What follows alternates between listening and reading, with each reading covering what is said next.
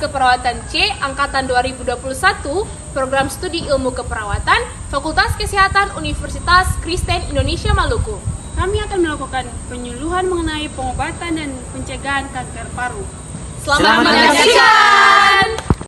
Ya, selamat pagi Bapak Ibu semuanya, Shalom. Shalom. Ya, perkenalkan kami mahasiswa Program Studi Ilmu Keperawatan, Fakultas Kesehatan Universitas Kristen Indonesia Maluku. Hari ini saya dan teman-teman saya ada di sini mau berikan penyuluhan kepada Bapak Ibu, mau menjelaskan tentang penyakit kanker paru. Nanti ada 3 penyuluh teman saya, yaitu Rinel, Sandra, dan juga Mercy yang akan menjelaskan kelima materi. Untuk itu kepada ketiga pemateri saya persilakan. Baik, selamat pagi Bapak Ibu. Di saat ini kami akan memberikan penyuluhan tentang kanker paru. Tetapi sebelum itu kami akan membagikan materi kepada Bapak Ibu semua. Selain materi yang sudah ada di tangan Bapak Ibu, di depan juga sudah tersedia materi yang bisa Bapak Ibu lihat. Ya baik Bapak Ibu, kita masuk pada materi yang pertama, yaitu pengertian kanker paru. Sebelum itu, Bapak Ibu sudah ada yang mengetahui apa itu kanker? Ya, jadi Bapak Ibu, kanker itu adalah pertumbuhan sel abnormal yang cenderung menyerang jaringan sekitarnya dan menyebar ke organ tubuh lain yang letaknya jauh. Sedangkan kanker paru adalah pertumbuhan sel abnormal pada paru-paru. Kanker paru adalah penyakit yang disebabkan oleh karsinogen, zat promotor tumor, dan abnormalitas sel dalam paru sehingga menyebabkan keganasan pada jaringan paru. Materi yang kedua yaitu penyebab terjadinya kanker paru. Yang pertama yaitu merokok. Rokok atau asap rokok mengandung lebih dari 60 zat beracun yang dapat memicu perkembangan kanker. Contoh jenis zat beracun ini adalah nikotin dan tar. Nikotin dipakai sebagai bahan insektisida, sedangkan tar digunakan dalam pembuatan aspal jalanan. Kerusakan tersebut mengakibatkan sel-sel bereaksi secara tidak normal dan tidak terkendali sehingga akhirnya tumbuh sel kanker. Yang kedua yaitu terkena paparan bahan kimia.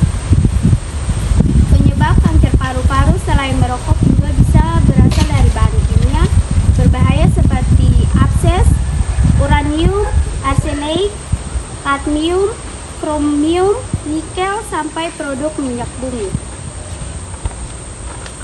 Yang ketiga yaitu riwayat keluarga. Penyebab kanker paru-paru juga dapat berasal dari perubahan gen atau mutasi DNA terkait faktor keturunan. Penderita kanker paru-paru bisa mewarisi perubahan DNA tertentu biang penyakit kanker ini. Orang yang memiliki orang tua atau saudara kandung penderita kanker paru-paru lebih berisiko terkena penyakit ini. Yang keempat yaitu polusi udara. Polusi udara merupakan kondisi di mana adanya tambahan zat berbahaya di dalam udara yang dihirup. Menghirupnya terus-menerus dapat membuat penumpukan partikel yang dapat menyebabkan kerusakan pada sel-sel paru dan peradangan di organ tersebut. Yang berikut, tahap awal, kanker paru tidak menyebabkan gejala apapun. Gejala hanya akan muncul ketika perkembangan kanker telah mencapai suatu tahap tertentu. Berikut gejala awal yang timbul. Yang pertama, batuk berkelanjutan dan bertambah parah hingga akhirnya mengalami batuk darah.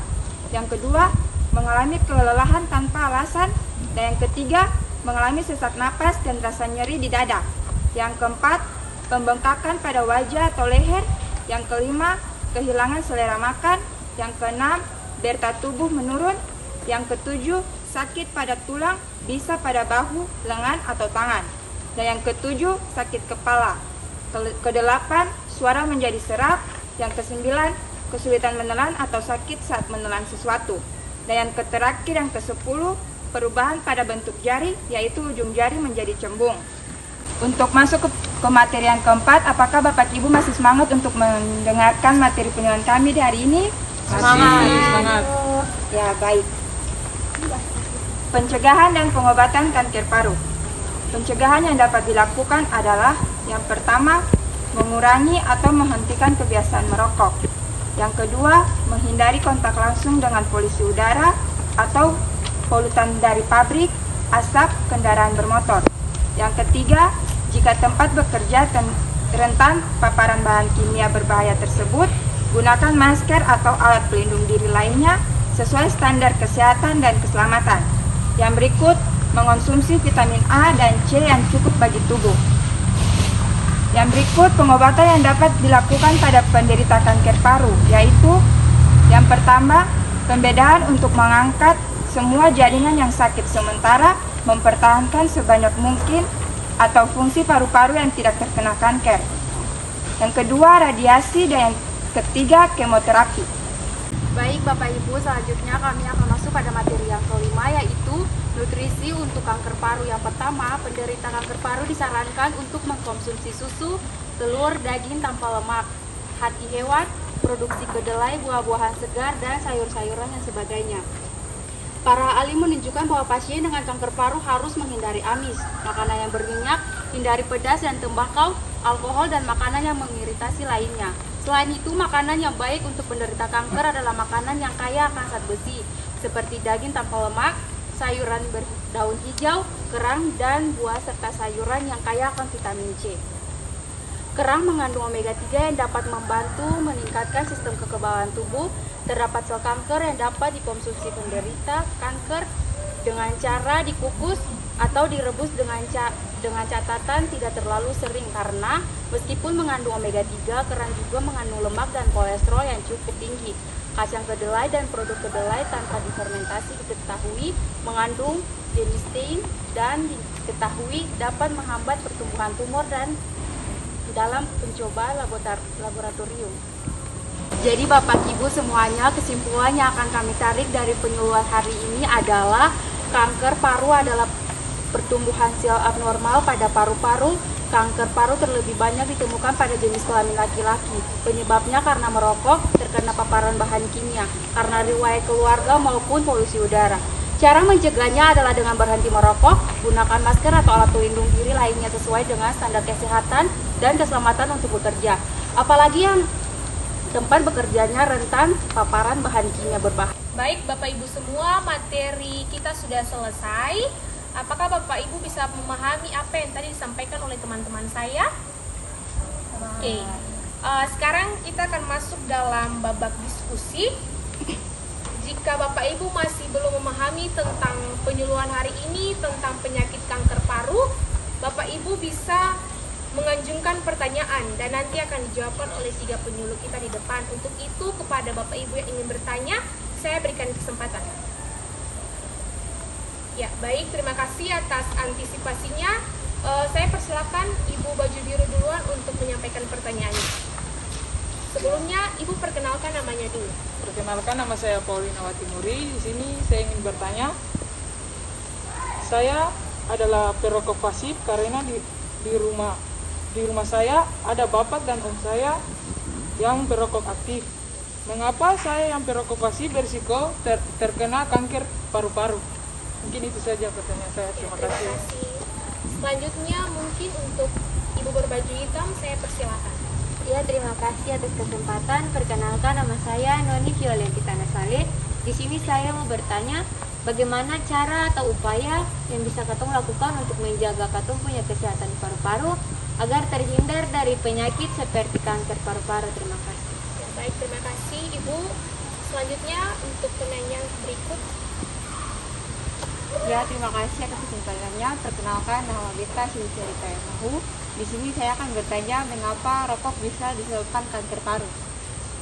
Ya, tidak ada lagi yang ingin bertanya, Bapak Ibu semua. Ya, jika tidak ada, untuk ketiga penyuluh kita ada 3 materi yang ditanyakan oleh Bapak Ibu semua. Untuk itu saya berikan kesempatan kepada ketiga penyuluh untuk menjawabnya.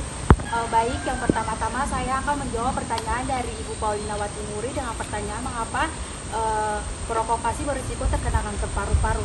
Jadi jawabannya, zat kimia yang terdapat dalam rokok dapat menempel di mana saja, terdapat pada pakaian maupun tembok, sehingga perokok pasif seperti kakak juga dapat menghirup racun karsinogen yang menjadi penyebab kanker paru-paru. Jadi kondisi ini sering tidak disadari oleh perokok pasif seperti kakak, sehingga menganggap bahwa tidak memiliki kebiasaan merokok akan menghindari mereka dari penyakit kanker paru. Sebaiknya kakak hindari paparan asap rokok langsung maupun tidak langsung karena membahayakan kesehatan untuk semuanya. Jika ada anak-anak di rumah, sebaiknya jauhkan anak-anak dari paparan asap rokok.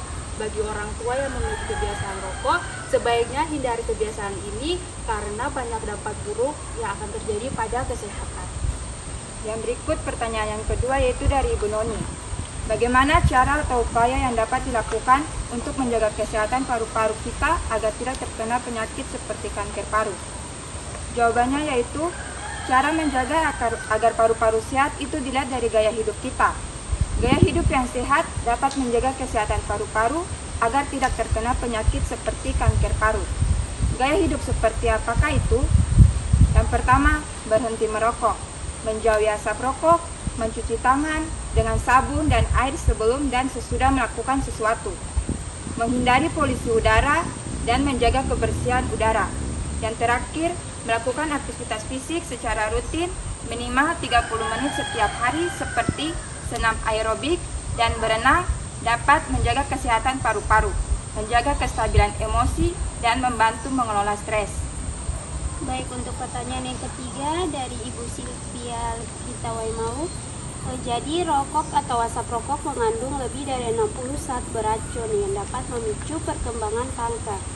Contoh jenis zat beracun ini adalah nikotin dan tar. Nikotin dipakai sebagai bahan insektisida, sedangkan tar digunakan untuk pembuatan aspal jalanan. Kerusakan tersebut mengakibatkan sel-sel bereaksi secara tidak normal dan tidak terkendali, sehingga akhirnya tumbuh sel kanker. Baik, mungkin itu jawaban yang bisa diberikan oleh ketiga penyuluh kita.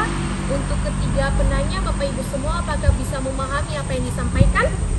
Memahami. Tidak ada lagi yang ingin ditanyakan? Tidak ada.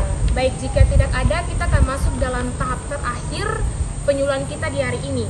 Jadi Bapak Ibu, sebagai bahan evaluasi kami nanti di kampus, ada 4 pertanyaan yang nanti akan diberikan oleh penyuluh kita.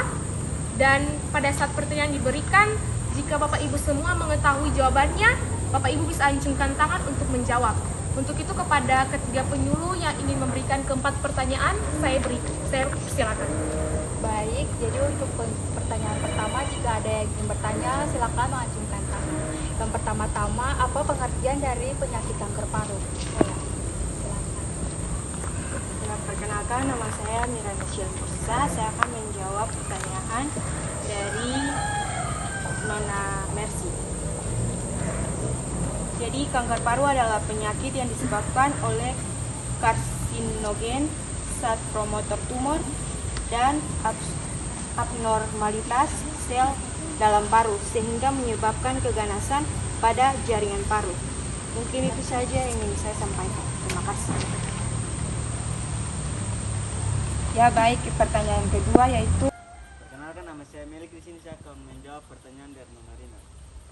Yang pertama, batuk berkelanjutan dan bertambah parah hingga akhirnya mengalami batuk darah, mengalami kelelahan tanpa alasan, mengalami sesak napas dan rasa nyeri di dada, pembekakan pada wajah atau leher, kehilangan selera makan, serta tubuh menurun, sakit pada tulang, bisa pada bahu, lengan atau tangan, sakit kepala, suara menjadi serak, kesulitan menelan atau sakit saat menelan sesuatu.